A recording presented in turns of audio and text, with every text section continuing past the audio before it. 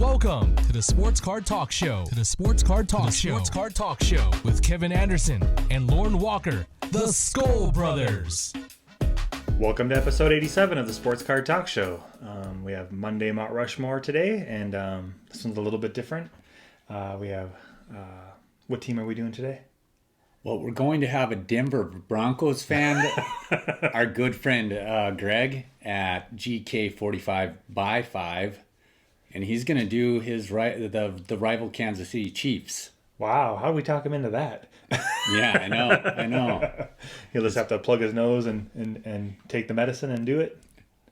Unbelievably, we could not find the Super Bowl champion, the Super Bowl champion Chiefs, a fan of theirs to represent them. So we're going to the rival team, the Broncos. So Greg will do just fine. Greg will. Greg respects the game. So yeah, awesome. Well, should we get him on the line? Yeah, let's do it.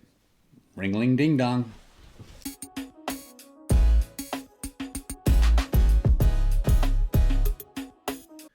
All right, we got Greg on the line, GK45x5. Thanks for joining us. Hey, thanks for having me. I appreciate you reaching out and giving the old ring-a-ling-a-ding-dong. Yeah. Oh, yeah. Had to do it.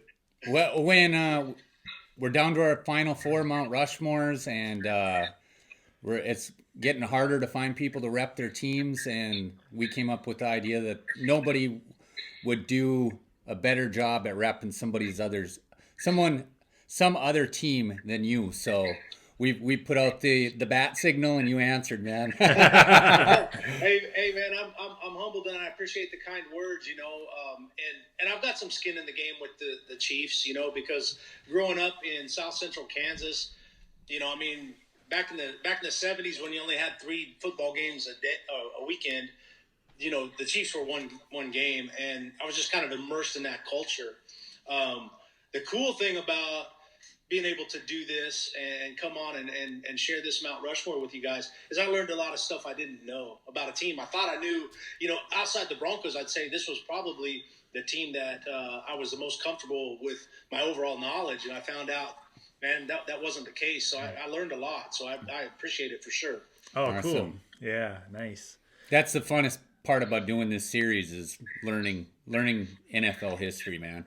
Oh yeah, it's crazy how much of it's out there, Mm-hmm. Yeah. So I think we said we might do this one a tad bit different and start with the face of the franchise. Well, and yeah, I think I'd like to do that because of how iconic the face of the franchise is. Once I started doing the work, because and it's crazy timing. Of course, they're the Super Bowl 54 champions, and so that's brand new and fresh in everybody's head. And we kind of gotta to give equal justice to the beginning and the end where we're at now. It just kind of seemed to fit that way when I was talking through it. So I've got to go with the face of the franchise overall. It's got to be Lamar Hunt, and I've wondered, why did they name the AFC Championship trophy after Lamar Hunt? Well, I thought I knew, and then I did a little bit of digging, and then I come to realize, not only was this guy one of the 7 founding members of the AFL, he was inducted into the NFL Hall of Fame in 1972. 10 years later, in 1982, was inducted into the National Soccer Hall of Fame. 11 years after that, in 1993, man, he found his way into the Tennis Hall of Fame, the International Tennis Hall of Fame, and then also a member of the Texas and Missouri Sports Hall of Fames, respectively. And the thing about the Chiefs is, as I was studying that, is they've got a long storied history, and there's a lot of leadership and innovation that went into creating this franchise, and we see it on the field today. So the same spirit that got these guys together back in 1959 to start a whole new league and go head-to-head with the NFL, and that's something in my lifetime I've never seen work. Everybody falls short against the NFL. These guys did it. There was Lamar Hunt, Bud Adams, Al Davis, just to name a few. Those guys, I think Ralph Wilson up in Buffalo, those guys got together and they made this happen. And what we're seeing on the field with Kansas City now is, I've watched a lot of football, and what they're doing, it's I think it's changing the game kind of, Mm-hmm. and so like that just gets kind of a start for Lamar Hunt. He played football at SMU in the early 50s. He wasn't a starter or anything, but that's kind of where he was getting involved with the game. And of course, he come from oil money. He started this team in Dallas, Texas. His goal was to bring football to Texas. And as recent as 1960, they really didn't have that. And you think about all the great teams and the tradition of football in Texas. Oh, yeah. This guy brought pro football to Texas. Wow. Football is religion in Texas. Right. And without Lamar Hunt's contribution to the game overall, where could Texas be? They might be the world's best baseball state, but that's not the case. Like you said, it's a religion. So he's credited with coining the term Super Bowl, and the league ran with it. They didn't buy in right away, but after about 3 years, they said, man, this is the best name for it. This is the name that stuck. I think it's broadcast in over 130 countries worldwide, the Super Bowl. That's Lamar Hunt. He was one of the first guys to defeat the NFL in an antitrust lawsuit. And that came from he owned interests in some soccer teams. NFL owners were like, hey, buddy, if you're going to be in the NFL, you can only own one team, and that's your NFL team. He said, not today, and took him to court and he won, and that kind of stuff just doesn't happen. We always hear about Al Davis being this bad boy. Well, it kind of took like a renegade philosophy to create that AFL, and they stuck with it, So face of the franchise has got to be, Lamar Hunt. And I wanted to open with that because, it's just, we hear the name a lot of times, and he's like a Lombardi or like a Hallis, almost bigger than the game. And a lot of what we're able to do as fans and collectors of football cards, man, we probably, should send a Christmas card or something to the Hunt family. This guy, he really got it together. So that's my face of the franchise, and we'll go into some honorable mentions. And man, that was tough. I remember watching a lot of Chiefs games, and I remember, when we played on the sand lots, there might be 10 of us playing, and at one time or another, we were all Chiefs, and one of the guys that we most emulated, or were most likely to emulate while we were on the sand lot, was a guy by the name of Joe Delaney, and he just had a real short career. Started off in 1981 was his first season. 1982 was his rookie card introduction. He passed away in 1983. Oh wow! And what the deal was, right before training camp, he was at a family gathering that was near a pond, and there was some kids swimming in the pond. A couple of those kids were struggling to swim. He jumped in to save them, and he couldn't even swim. Now, he was second in the league in 1981 to Walter Payton in rushing yards, and all of us, our kids, man, we were big Joe Delaney guys, and then that history. So you think about the innovation of Lamar Hunt and the leadership, and then that honorable mention kind of fits in with, that the sacrifice, willing to do something for somebody else. I mean, there's just a lot of real solid leadership there, and I would be remiss if I didn't mention Joe Delaney. He might not be on everybody's honorable mentions, but he's damn sure on mine. You started that when you said Joe Delaney. I'm like, I don't know who that is. I don't have him on my list. And as soon as you started telling the story, I knew exactly who it was. That's such a great story, man. And, yeah, I mean, it's definitely unfortunate. That it ended that way. Yeah. I mean, that was one of those things. Good. It's interesting, but as far as leadership goes, these guys, there's 4 Hall of Fame coaches or executive staff members that have went through the franchise. I didn't realize Bobby Beathard and Bill Polian both were scouts for the Chiefs. Hank Stram, of course, Super Bowl winner. Marv Levy, cut his teeth his first gig there. Then we talked about Marty Schottenheimer, Dick Vermeil, and of course Andy Reid. And the jury's out on that guy, but I didn't know how to not give honorable mention to those guys, because those guys either come from, extensive coaching trees, or they're developing their own, like Andy Reid. 20 years from now, what could the jury be out on? So a couple of the other ones real quick, Tony Gonzalez, he's an honorable mention. He didn't make it into the wall just because there's so many players. Will Shields, Willie Roaf. Of course, you got Marcus Allen. Back in the '60s, during the AFL days, the Chiefs were a solid defense, and that's what got them to those title games. Not just in the first and fourth Super Bowls, but AFL title games as well. So, like guys like Bobby Bell and Buck Buchanan, Jan Stenerud, and Emmett Thomas. Then you come up to modern days, and they've had a lot of great players too. Like Priest Holmes. What he was doing while he was there was amazing. It was almost hard to take a guy within the past 3 or 4 years and even put him on the honorable mentions list. Mm-hmm. It's really, really tough to do that. Like I don't think you'd be wrong if you said, hey, Travis Kelce deserves an honorable mention, or Travis Kelce should be on the Mount Rushmore. Man, the thing about, if you're a Chief and a lifelong Chief or a longtime Chief, you've got to do it, and you got to do it well, and you got to do it for a long time, because there's a lot of guys right before you. Right.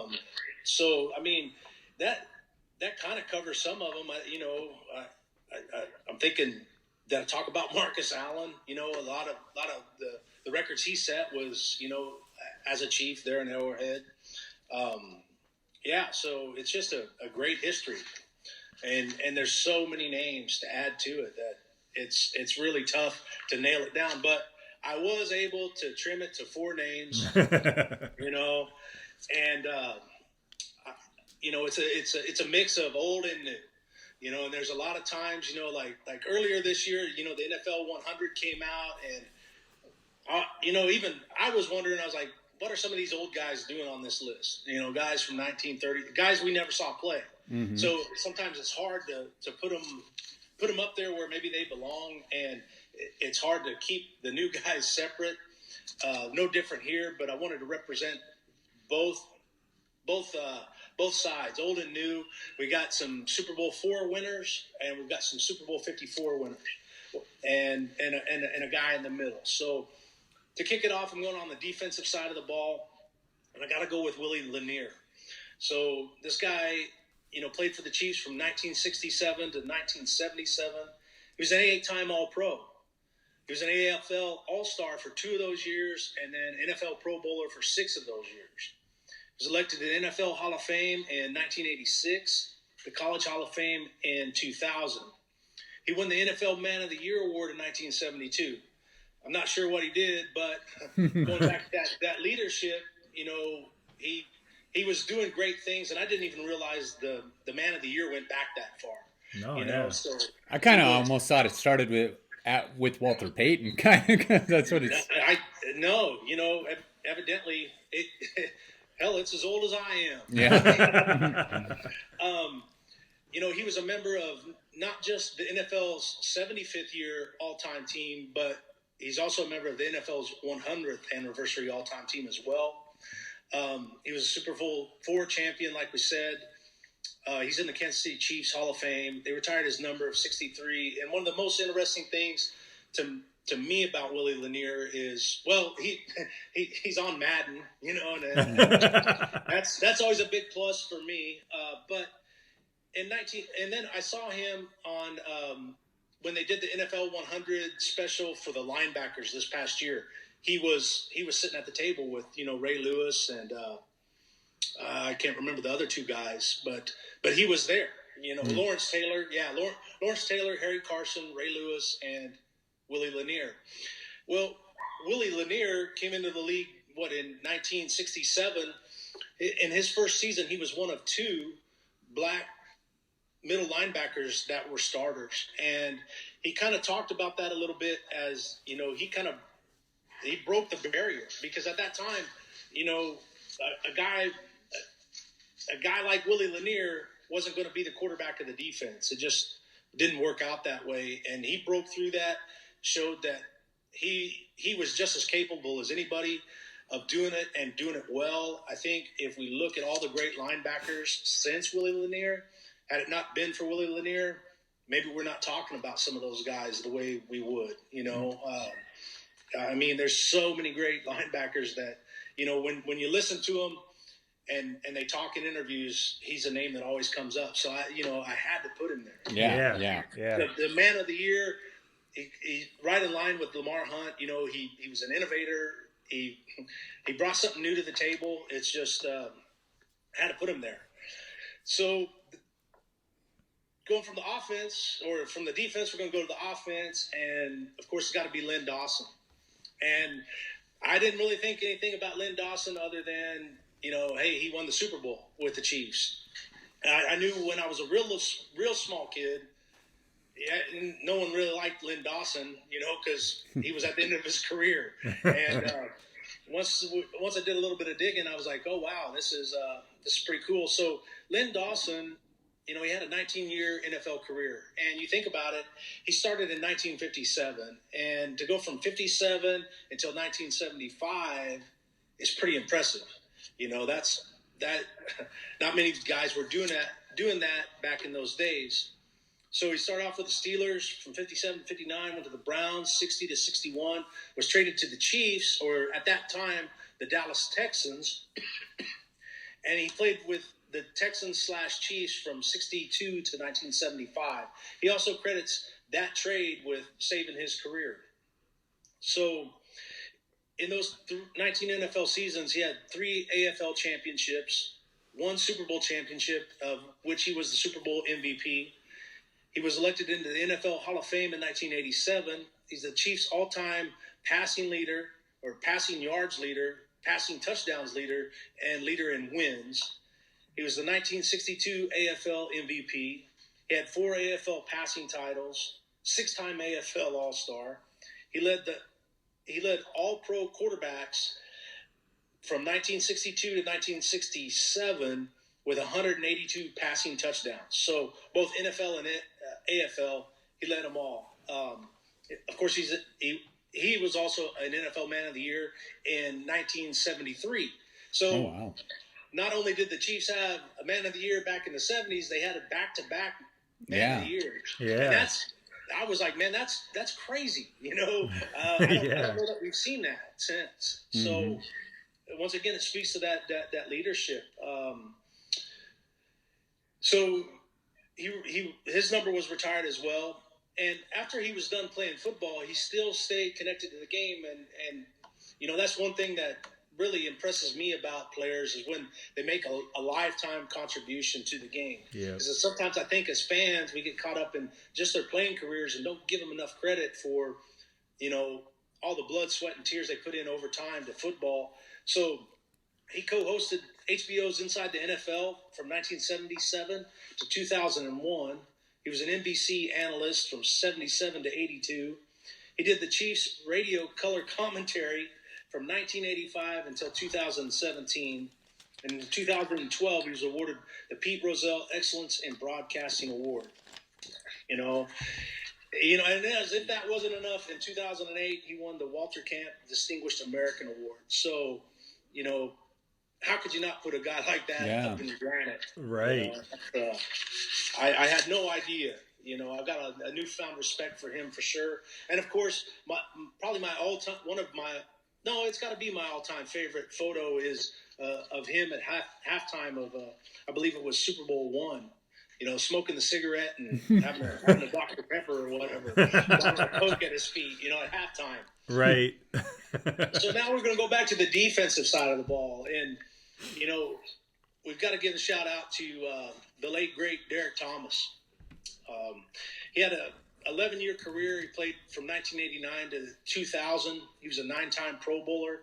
He held the single-game sack record of 7, which he achieved in 1990. He was elected posthumously to the NFL Hall of Fame in 2009 and to the College Football Hall of Fame in 2014.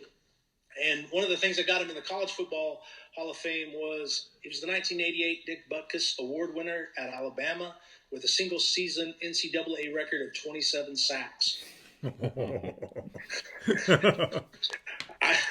I mean, I thought he was good. I knew he was good. I didn't know he was that good, Yeah.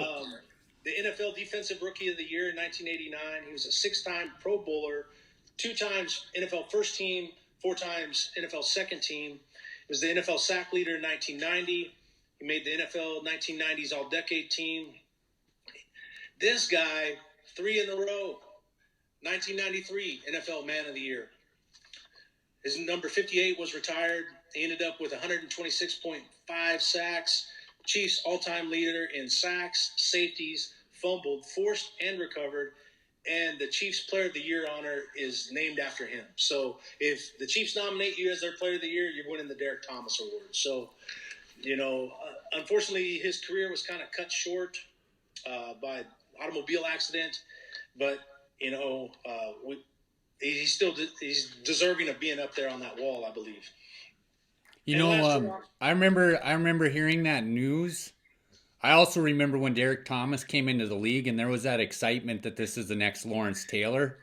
I don't know if you remember that or not. It was just like Derek Thomas came in with that kind of hype, and he delivered on that hype. But I remember when he died in that car accident, almost having that Kobe. When Kobe just recently passed. Kind of like you got to pinch yourself to like make sure you just heard that kind of news, because Derek Thomas was a great player. Well, and one of the things that made that so impactful was he was very active in the community. Working with kids to stamp out illiteracy there in the KC area. He had started several organizations, and they continued on after his death. Mm-hmm. And I'm not sure where they're at now, but.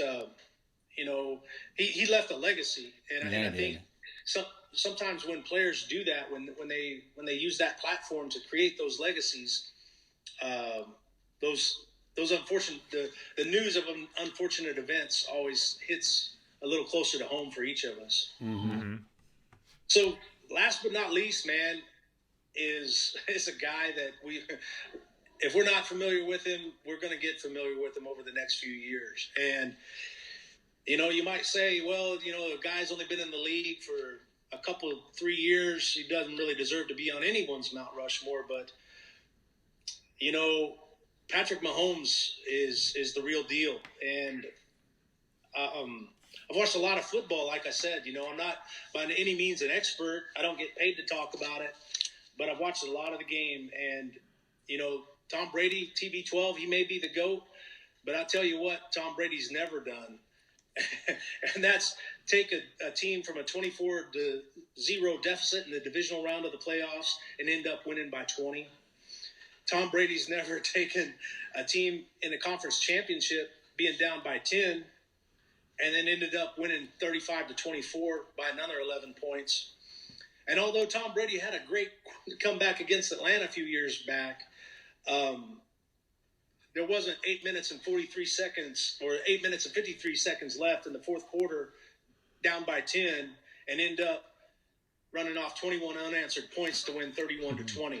So that's 3 games in a row that the comeback scenarios were just unbelievable. And somebody woke him up, dude. Somebody woke the giant up, man. Yeah, I mean, it's like, hey, Pat.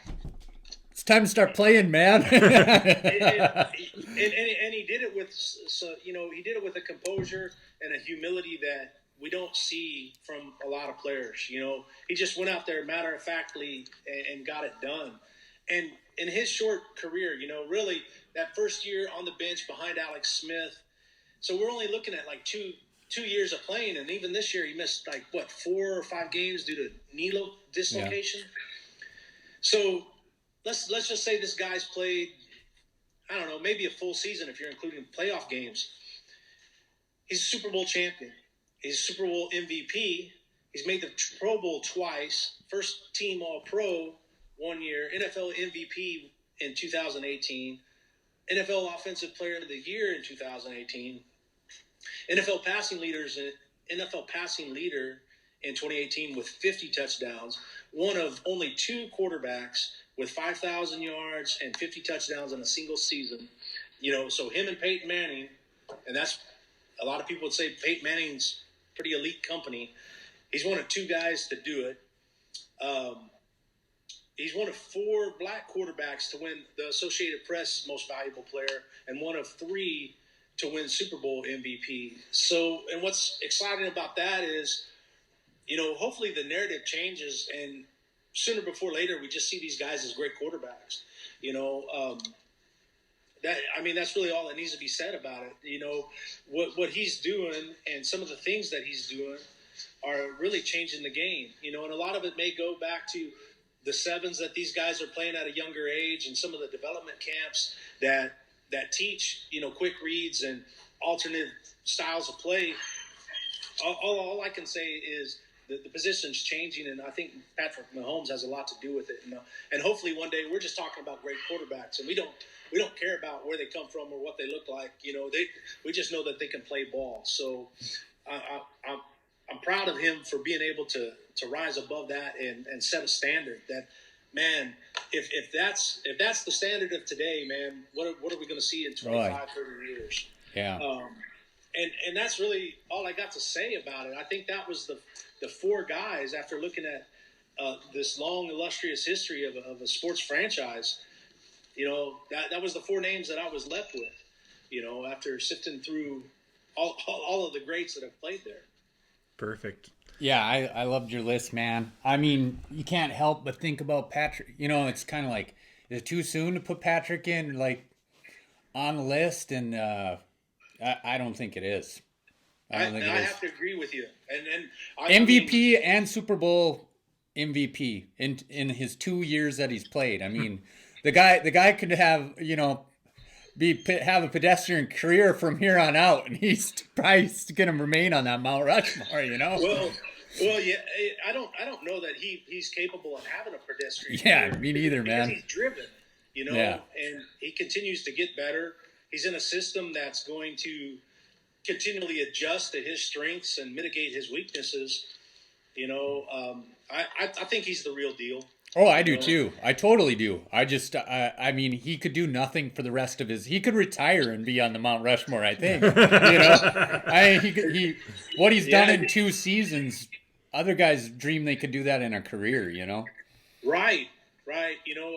I wondered when I watched him walk off the field against the Patriots the year before, back in 2018 in that championship loss. And, man, to see what he did during the playoff run this year, I mean, yeah, I would almost, I'm a Bronco fan, but, man, I would almost have to say, man, it's hard not to root for the kid. Player I've ever seen. It's hard not to root for the kid too. He's so humble, and fun to watch. I mean, he's just, for you as Broncos fan, you're gonna have to watch him probably win division in AFC West division after division after division for the next 15 years. Well, you know what? If that's the case, I guess I'll take it. Because I can still play fantasy football. I can play Madden. I can buy cool cards. Sure. It's a win-win. Absolutely. All right. Well, we really appreciate you coming on and doing this, and we won't keep you any longer today, but we really appreciate it. And if you want to hold on the line for 1 second, we'll just talk for a brief second, and that'll bring episode 87, Monday Mount Rushmore, Kansas City Chiefs with Greg at GK 45 by 5. We really appreciate you helping us out. SkoL Brothers out. Anytime. I'm grateful for the opportunity. I've seen you guys grow. It's always awesome to get to meet a few new people each week that are in the hobby as well. I'm always learning something from the work you guys are doing. So I appreciate it, and keep up the hard work, man. Thanks so much. Thanks, Greg.